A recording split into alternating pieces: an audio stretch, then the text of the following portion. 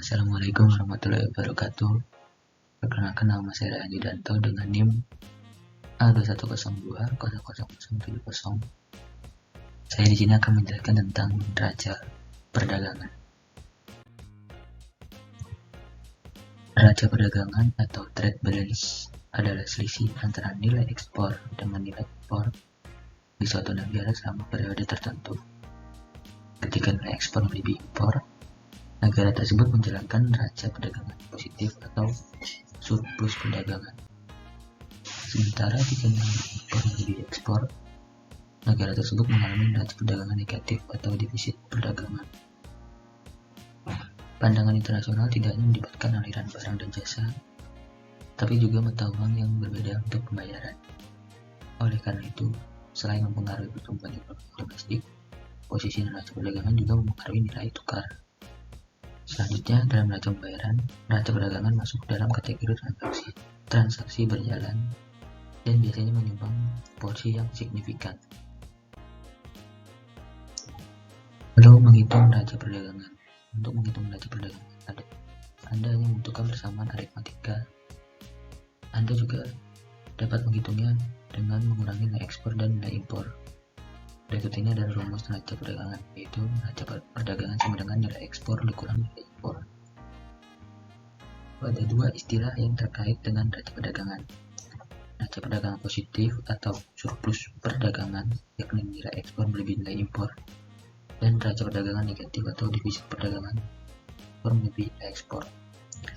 Sebagai contoh, neraca perdagangan jika Indonesia mengekspor senilai 167,5 dolar miliar ke negara lain dan mengimpor senilai 170,7 miliar dolar pada tahun 2019, maka Indonesia mencatatkan neraca perdagangan minus 3,2 miliar dolar atau defisit perdagangan sebesar 3,2 miliar dolar. Lalu surplus dan defisit. Neraca perdagangan yang surplus akan sangat dibutuhkan ketika perekonomian berada dalam fase resesi. Pasalnya, dalam keadaan tersebut, surplus perdagangan akan membantu dalam penciptaan lapangan kerja dan peningkatan permintaan atas suatu barang dan jasa.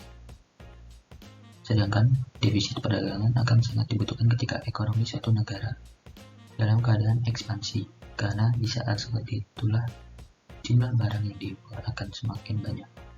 Namun harga tetap rendah karena banyaknya persaingan usaha.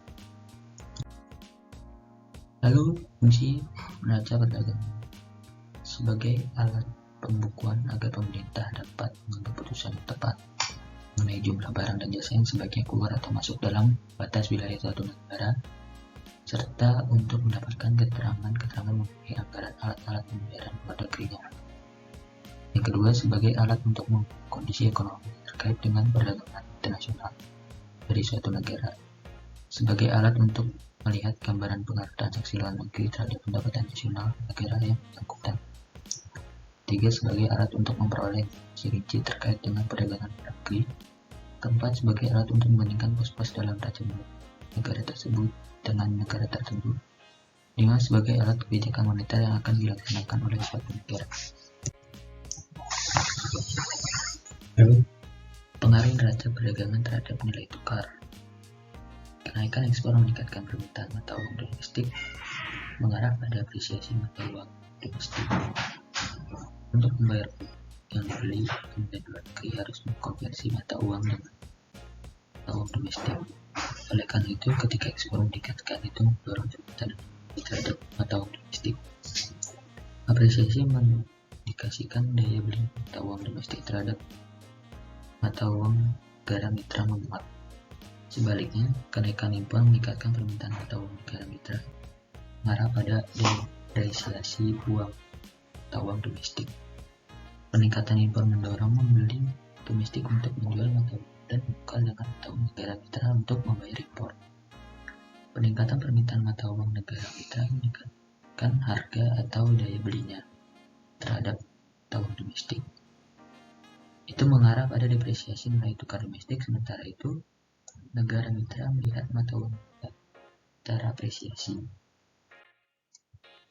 Lalu ada faktor yang mempengaruhi neraca perdagangan. yaitu yang pertama pertumbuhan ekonomi dan pendapatan, yaitu pertumbuhan ekonomi yang meningkatkan standar hidup dan pendapatan suatu negara, bisnis berekspansi dan menciptakan lebih banyak pekerjaan dan pendapatan dalam perekonomian.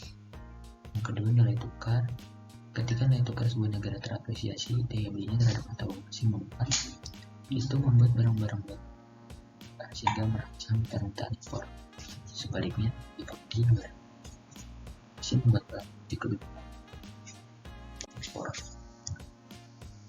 Lalu dampak perubahan nilai tukar terhadap neraca perdagangan juga tergantung pada faktor lain, yaitu yang pertama inflasi dan yang kedua elastisitas permintaan produk. Yang pertama daya saing produk, itu daya saing produk di pasar internasional tergantung pada harga jual dan kualitas produk. Salah satu faktor kunci untuk harga jual adalah struktur biaya.